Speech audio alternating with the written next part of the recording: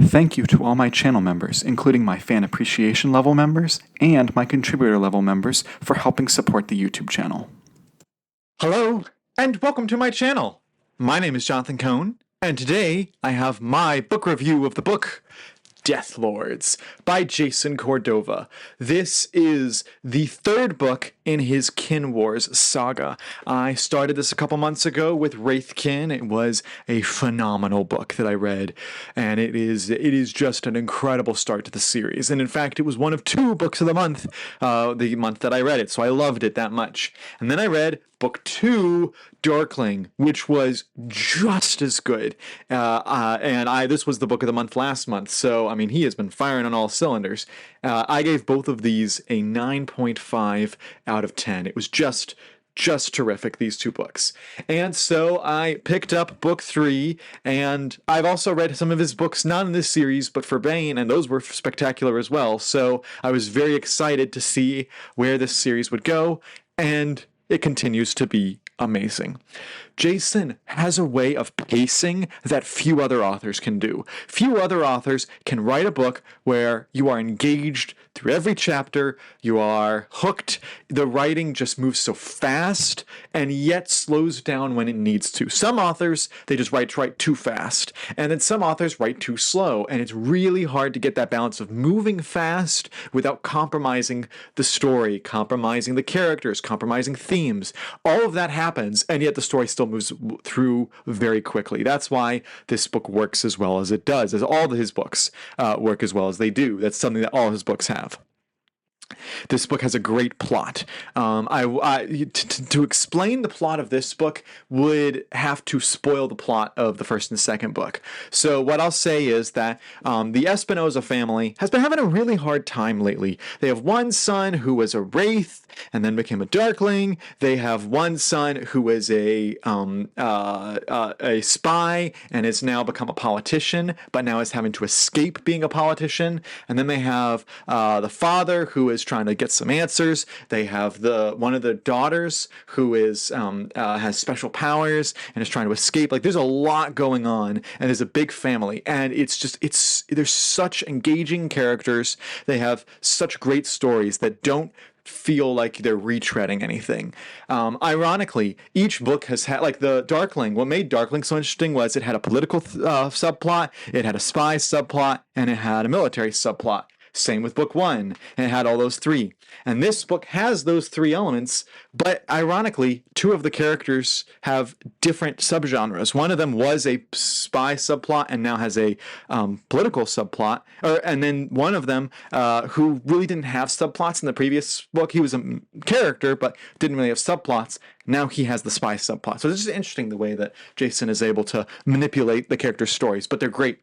And man, he packs some emotional punches. This book has a reunion for several of the characters that we haven't seen since the series started in the first book, and it was great seeing them all together. It was so delightful getting to see them, and it wasn't a cheesy reunion like a lot of authors would write. There's some sweet elements to it, but there's also some really hard-hitting moments to it. And because some of them are undercover, they're all in the same room and they can't mention it. And so there's one person in particular who is totally out of the loop. And I was just like, oh, you need to know. You need to know. It was great. It was so well written. I was so invested in that part of the story. There's also some political stuff happening as a certain politician was murdered and they have to figure out who's going to fill that role. And that whole political subplot, I just ate it up. I mentioned that book 2 reminded me of Star Wars Andor. Book 3 continues to remind me of Star Wars Andor, even though this came out first years ago.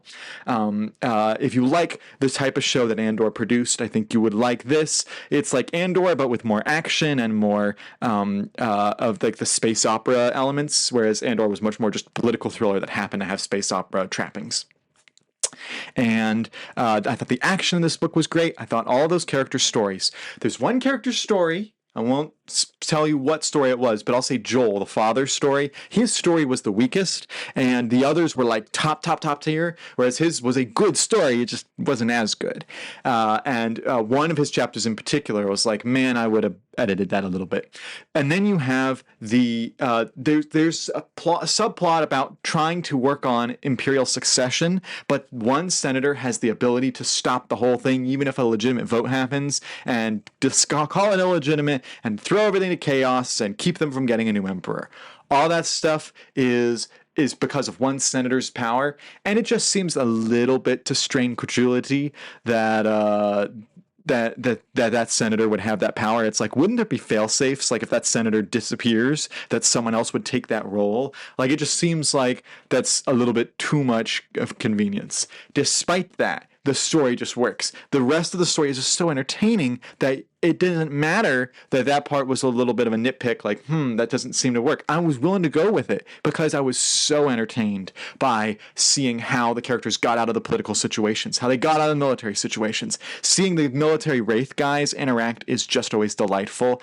Even though they use foul language that I don't like, they still make me laugh several times. And Christine Day, or Daye, if you want to pronounce it that way, she's a great character, and she didn't have as much to do in this book, but when she was on the page, she was great. When she interacts with Aurelia, it is hilarious. She has a great interaction. I love their interaction, and I hope to see more of that in the future.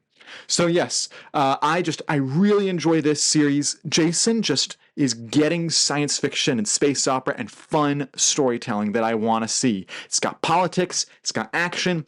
I don't want to say romance, but it's got a romantic, really subplot, like not a main part of the story, but it's in the back burner there. I like that part of it too. It's also just got great family vibes. It's got great thriller vibes. I mean, this book this whole series just gets fun, all the fun elements of fiction that I enjoy, and it's delightful to see it knock everything out. If I have to rate it, I'm giving it a 9 out of 10. So technically, I think that the first two books are better. But don't let that stop you and think, he thinks it's a great, fantastic, top-tier series. This is my first book I read in September, and boy, is it a high bar to beat for the other books that I'm going to read this month, because this one was just so darn good. So, if you've read Deathlords by Jason Cordova, let me know your thoughts. If you've read any of the other Kin-Wars Saga, if you've read Jason's other works, what do you think of his other books? And until next time, I'm Jonathan, and thank you for watching.